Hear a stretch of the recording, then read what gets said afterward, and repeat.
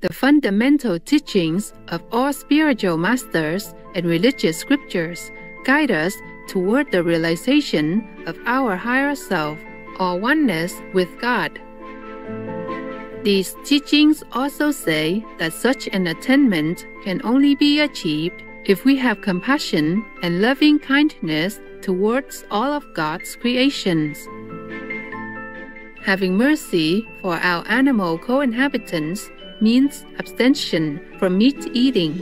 This way of life is also known as ahimsa or non-violence, and it includes adopting a plant-based diet as the basis for nurturing the seed of care in the hearts of all humankind.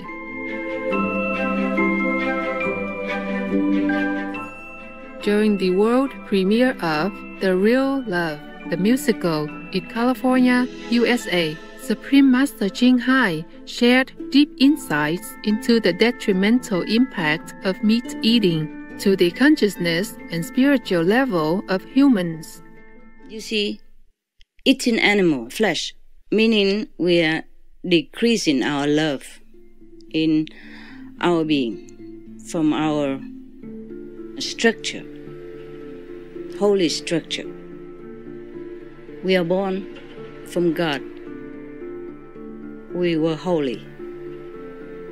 We were true human. We were true children of God. But if we eat the animals, then the mixing of blood type and genetic code between human and animals make us lose our status as the crown of creation. As pure humans, children of God, we are under direct connection with the light, with the mighty master power of the commanding center of the universe. We have absolute command over all under heaven because we were pure and were children of God. But as we keep putting different elements into our beings, even physically, it will affect our spiritual structure as well. Because we became mixing a mixing structure, not pure. We became hybrid, vulnerable to attack from the dark force because we are not pure anymore. Thus, this kind of mixing creature could be annihilated because this mixing creature sends very confusing energy, confusing message into the center of the universe. Is not recognized as pure human. So we could be eliminated out of the physical realm to be recycled, to be screened out for pureness again, and to be reused. But this process can be very painful and torturous over long periods, could be hundreds of thousands of Earth years.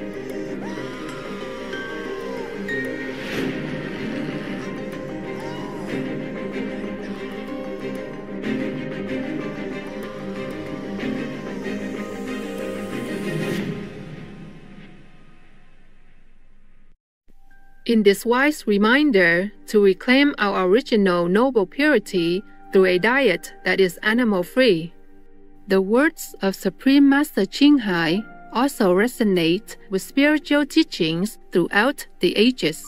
Veganism is openly mentioned in scriptures from Buddhism, Christianity, Hinduism, Islam, Jainism, Judaism, and many other religions.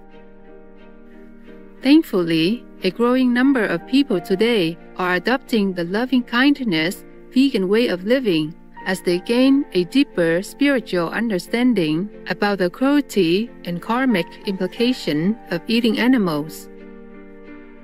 In celebration of World Meat Out Day, we wish to share with you selected scriptures that highlight the disastrous effect of meat eating on our consciousness and well-being.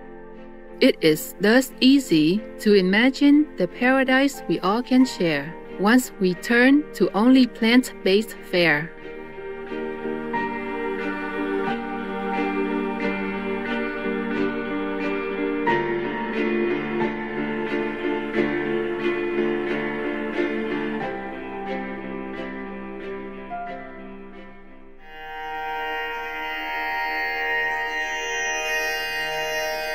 The key elements of Buddhism are kindness, humanity, and equality. As the worshipped Shakyamuni Buddha said, all beings can become Buddhas, for all have the Buddha nature, and all will finally become enlightened. The plant-based diet, as adopted by Buddhists, is a form of nourishing one's compassionate heart and practicing loving kindness to all beings, as well as upholding the spirit of equality. All beings are equal.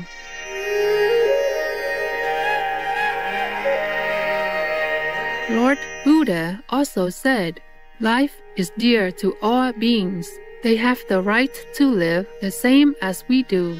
As such, according to the law of karma, retribution, we should refrain from harming or killing any beings, be it direct or indirect, if we do not wish to be harmed or killed by others.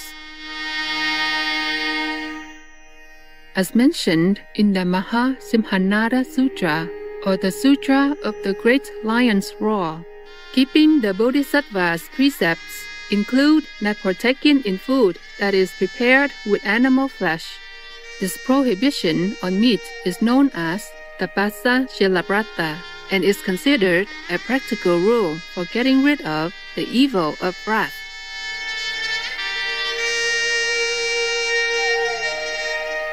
Lord Buddha also specified 5 precepts as basic rules of conduct. The first precept is no killing, which includes indirect killing.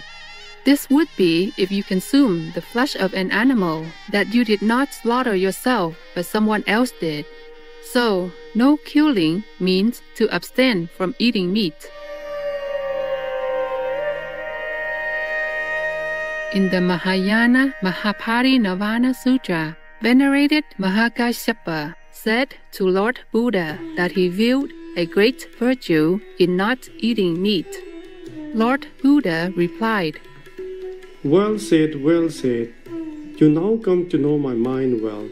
A bodhisattva who protects dharma should be those. O good man, from now on, I do not permit my Sravaka disciples to eat meat. When receiving from a Dhanapati a pristine dana gift of faith, think that one is eating the flesh of one's own son. Lord Buddha also said, O good man, one who eats meat kills the seed of great compassion. When one eats meat, this gives out the smell of meat while one is walking, standing, sitting, or reclining. People smell this and become fearful. This is as when one comes near a lion. One sees and smells the lion, and fear arises. O good man, when one eats garlic, the dirty smell is unbearable. Other people notice it. They smell the bad smell. They leave that person and go away. Even from far off, people hate to see such a person. They will not come near him. It is the same with one who eats meat. It is a similar situation with all people who, on smelling the meat, become afraid and entertain the thought of death. All living things in the water, on land, and in the sky, they judge such a person and run away.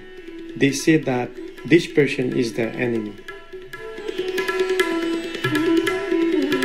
In the Dhammapada, similarly, it is stated that all beings fear death, and one should not take the life of any being.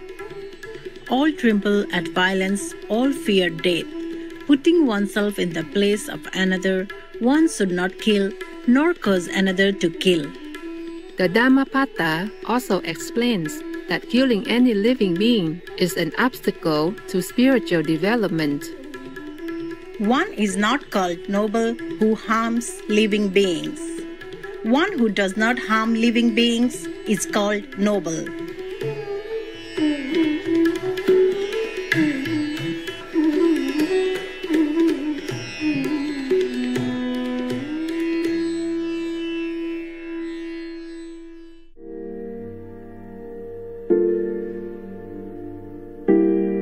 Lord Jesus spoke only of love, compassion, and mercy to all beings. including, of course, our beloved animal co-inhabitants.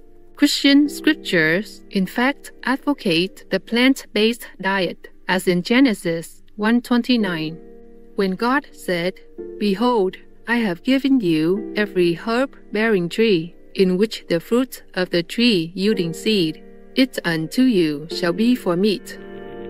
Major prophets also condemn eating meat, as reflected in the later books of the Bible. According to the Gospel of the Ebionites, Lord Jesus Christ even rejected the Passover meal.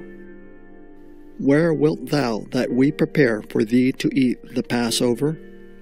To which he replied, "I have no desire to eat the flesh of this Paschal lamb with you." So it is definitely believable that the gentle, kind, loving, and merciful Lord Jesus Christ would never partake of meat. As described in the following passages from the Holy Bible, we humankind shall adopt a plant-based diet. Our beloved animal co-inhabitants shall also partake of plants for food. In this world of compassionate regard for all beings, love and peace will prevail, and we will have Eden on earth.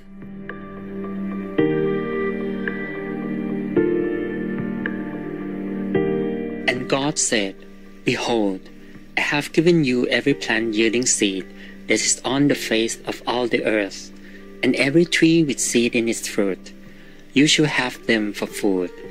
And to every beast of the earth, and to every bird of the heavens, and to everything that creeps on the earth, everything that has the breath of life, I have given every green plant for food." And it was so. The wolf shall dwell with the lamb, and the leopard shall lie down with the young goat, and the calf and the lion and the fattened calf together, and a little child shall lead them. The cow and the bear shall graze, their young shall lie down together, and the lion shall eat straw like the ox. The nursing child shall play over the hole of the cobra, and the weaned child shall put his hand on the adder's den. They shall not hurt or destroy in all my holy mountain, for the earth shall be full of the knowledge of the Lord, as the waters cover the sea.